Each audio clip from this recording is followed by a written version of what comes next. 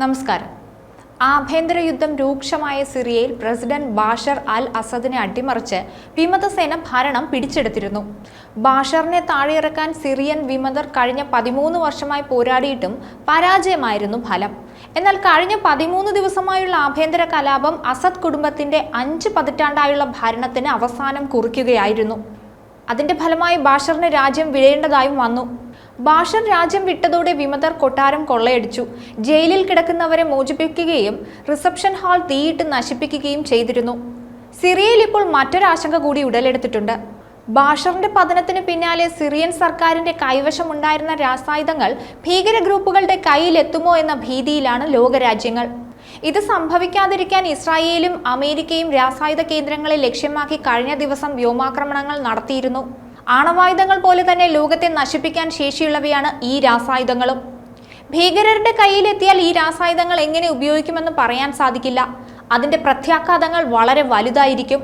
കഴിഞ്ഞ വർഷം ജൂലൈയിലായിരുന്നു അമേരിക്ക തങ്ങളുടെ കൈവശം അവശേഷിച്ച അവസാന രാസായുധവും നശിപ്പിച്ചത്. വളരെ സുരക്ഷിതമായിട്ടാണ് ഈ രാസായുധങ്ങൾ നശിപ്പിച്ചതെന്നാണ് അമേരിക്ക അറിയിച്ചത്. ഒന്നാം ലോക മഹായുദ്ധകാലത്തോളം പഴക്കമുള്ള രാസായുധങ്ങൾ വർഷങ്ങൾ നീണ്ട പ്രവർത്തനങ്ങൾക്കൊടുവിലാണ് നശിപ്പിച്ചത്.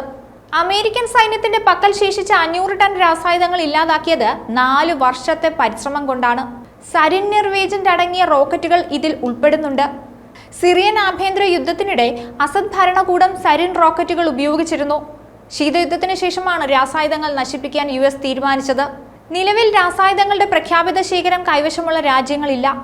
സിറിയയ്ക്ക് പുറമെ റഷ്യ, ഉത്തര കൊറിയ, ഇറാൻ എന്നീ രാജ്യങ്ങൾ രാസായുധങ്ങൾ രഹസ്യമായി കൈവശം വെച്ചിട്ടുണ്ടെന്ന ആരോപണം ഉയരുന്നുണ്ട്.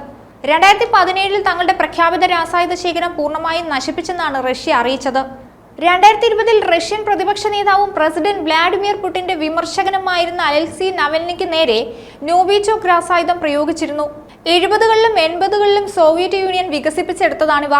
ഈ രാസായുധം നാഡീവ്യവസ്ഥയെ ബാധിക്കുന്നതാണ്. 100-ലധികം തരത്തിലുള്ള നോവിചോക്ക് ഏജന്റുകൾ ഉണ്ടെന്നാണ് കരുതുന്നത്. മനുഷ്യ ശരീരത്തിലെ നാഡീവ്യവസ്ഥയുടെ പ്രവർത്തനത്തെ ഇവ തകർക്കുന്നു.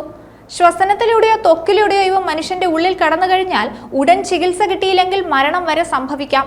ബ്രിട്ടനിൽ അഭയം തേടിയ മുൻ റഷ്യൻ ചാരൻ സെർജി സ്ക്രിപലിനും മകൾക്കും നേരെ ഇത്തരമൊരു ആക്രമണം നടന്നിരുന്നു.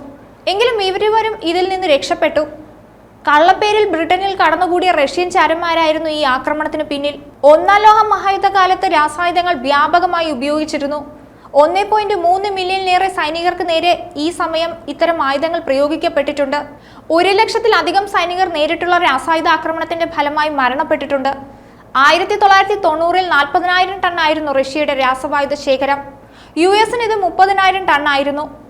യുദ്ധം ഒന്നിനും ഒരു പരിഹാരമല്ലെന്ന് പറയുമ്പോഴും ലോകമെമ്പാടും എക്കാലവും യുദ്ധഭീഷണി നിലനിൽക്കുന്നുണ്ട്. യുദ്ധത്തിൽ ഏറ്റവും കൂടുതൽ ദുരിതം അനുഭവിക്കുന്നത് നിസ്സഹായരായ മനുഷ്യരാണ്, പ്രത്യേകിച്ച് സ്ത്രീകളും കുട്ടികളും. യുദ്ധം നിറം കെടുത്തിയ ജീവിതങ്ങൾ ഒരുപാടുണ്ട്. അവിടെ പൊലിഞ്ഞുപോയ സ്വപ്നങ്ങൾ ആർക്കും തിരിച്ചു കൊടുക്കാനാകില്ല. എത്ര കണക്കെടുത്താലും തീരാത്ത നഷ്ടങ്ങളാണ് യുദ്ധഭൂമിയിൽ സംഭവിക്കുന്നത്. ആ സത്യം നാം വിസ്മരിക്കാൻ പാടില്ല. ലോകത്ത് നിലനിൽക്കുന്ന യുദ്ധങ്ങളും യുദ്ധഭീഷണികളും എല്ലാം എന്നേക്കുമായി അവസാനിക്കട്ടെ എന്ന് നമുക്ക് പ്രത്യാശിക്കാം. മറ്റൊരു വീഡിയോയുമായി വീണ്ടും കാണാം. ന്യൂസ് ഡെസ്ക് ഈനാട് മലയാളം.